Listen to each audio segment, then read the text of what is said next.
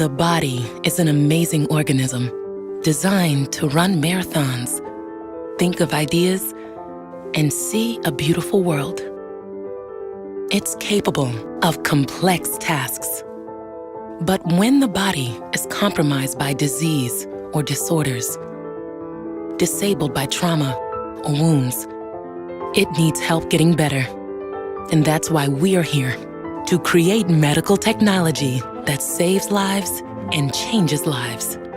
For the heart, the soul, the ambitions, and the dreams of every person we touch, we are here to innovate, to look at challenges from all angles, to follow patients beyond diagnosis, through treatment and recovery, to get them back to their best body, living their best lives, and being their best selves. Our ambitions are big. We are working to give people surgery without incisions, contact lenses that treat allergies, implants that monitor themselves, real-time maps of the heart. We are redefining what the body can accomplish. And even though we are a diverse group of businesses, we share a common goal: save lives and ignite all that's possible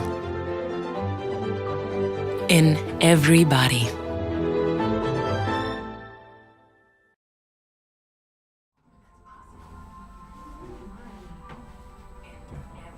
Now?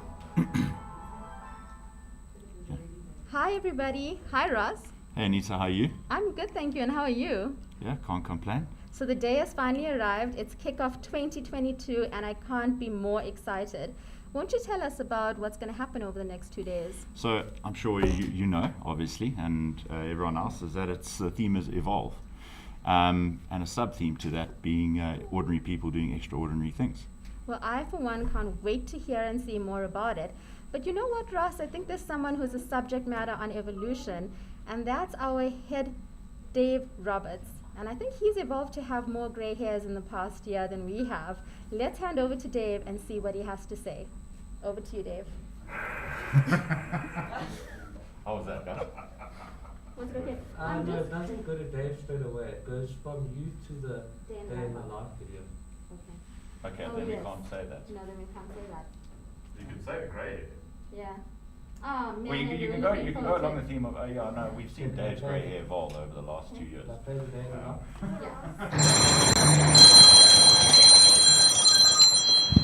Dr. Thompson, how are you doing? No, very well in yourself though. Good, good. How can I help you today? Alright. Basic spinal fusion, posterior, specific system, expedient burst. Okay. Alright. What day we're looking at the list? Wednesday the 27th. Alright. Let me sort that quotation out for you and I'll get back to you soon as possible. Cheers. Bye.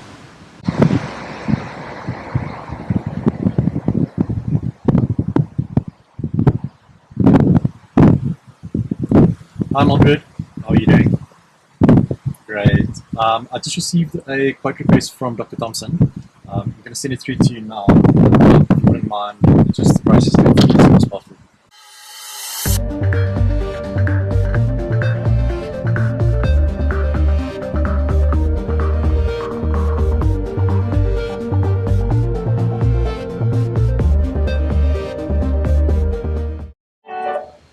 Mildred speaking, good day.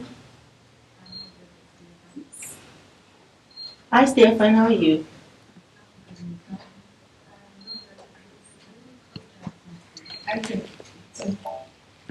Okay, what is the alpha number?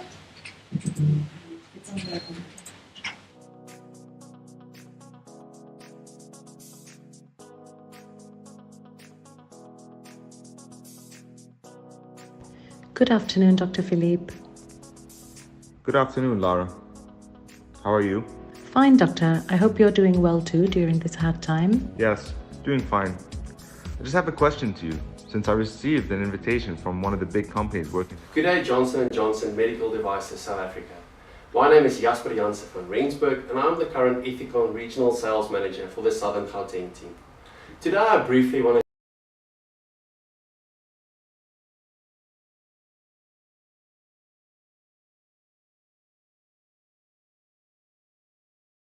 Hi, I'm Leonie from Johnson & Johnson, and here at Johnson & Johnson we are committed to environmental sustainability. For example, through our products we have introduced minimal order value. My name is will drive us into the future and accelerate growth. Thank you. Hi, my name is Ruth Dibitswe. I'm in the finance department supporting supply chain. Since being with the organization, I've witnessed the commitment and investment in transformation. The importance of transformation is to make available opportunities and capabilities to those who were previously disadvantaged in South Africa. For me, transformation speaks to stabilizing the status quo and giving more attention to resources otherwise unknown and or unseen. I am proud to work for the company that not only honors its credo for patients and the broader healthcare community, but also honors its employees. I am proud that intentional and visible steps are being taken to include everyone from different backgrounds. Thank you.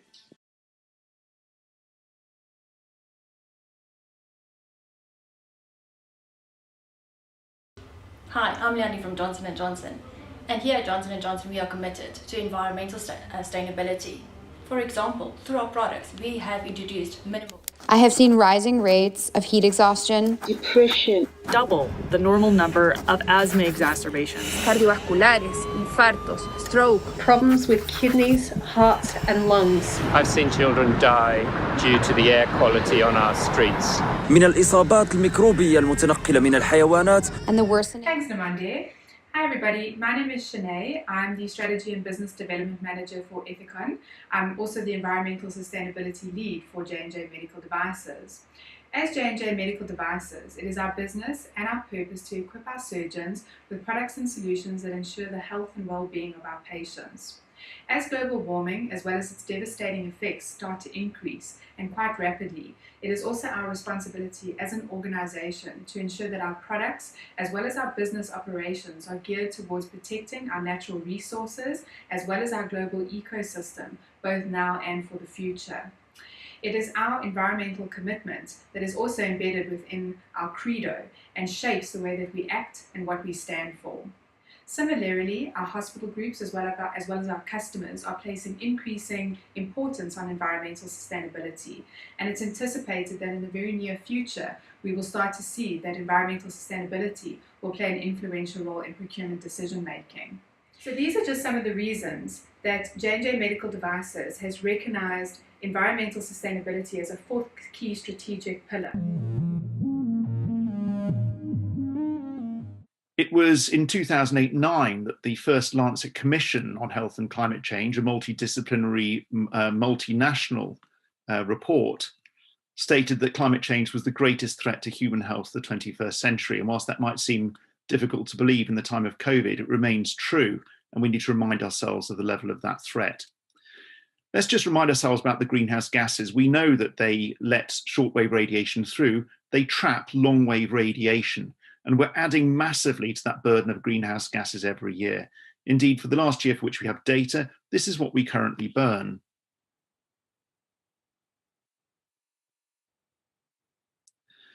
And that vast quantity of greenhouse gases from that combustion goes into a very thin atmosphere, raising the concentration and trapping energy. Indeed, if you look at the entire atmosphere of the Earth and wrapped it at standard temperature and pressure into a sphere, the entire volume compared to the size of the Earth would be that pink sphere shown on the right of your screens. Consequently, concentrations have gone up dramatically. It's not just the absolute quantity, but this is a rate. Let's look back at atmospheric CO2 concentrations in the last 800,000 years, and they go up and down with natural cycles. But in the last 50 or so years, that vertical line to the right is what we've achieved. This is unprecedented at the rate and scale. That's around 5 Hiroshima bombs of energy every single second being added to our atmosphere that isn't going anywhere else. And this has a vast number of health impacts, and I haven't got time to go through them in great detail, But let's look at the vector-borne diseases such as dengue, schistosomiasis, and malaria. Dengue and malaria, of course, being transmitted by a mosquito. Dengue is a flavivirus. It's transmitted, as we say, by the mosquito, which feeds exclusively by day. But rising temperatures and changed water patterns mean those mosquitoes can live in a very, very much greater habitat than before. So the population exposed is greater. But in those higher temperatures, the virus replicates more quickly, the total viral load in the stomach of the mosquito rises, the mosquitoes breed more quickly, they feed more frequently, and consequently those synergistic interactions increase the number of people and how severely they're affected by dengue. The same, of course, applies to malaria as well. We can look at food availability. These are the projections for the climate countdown. Looking at impacts on staples throughout the world, with these drops coming this century against, let's remember, a rising number of people in our population. But these impacts, of course, are massive underestimates. You can have a wonderful growing season, and you need one sharp frost, one period of snow, one drought, one heat wave, and you lose your entire crop. And so these projections that come from stable warming don't take into account extreme weather events. And if you add more and more energy to an atmosphere, you get more and more weather. It's energy in atmospheres that causes weather. And we've been seeing these increasing number of extreme weather events all around the world. This from Carbon Brief, who's been mapping them for just recent events flagged around the world. Those that we know scientifically are directly attributable to climate change are marked in yellow. And you'll see that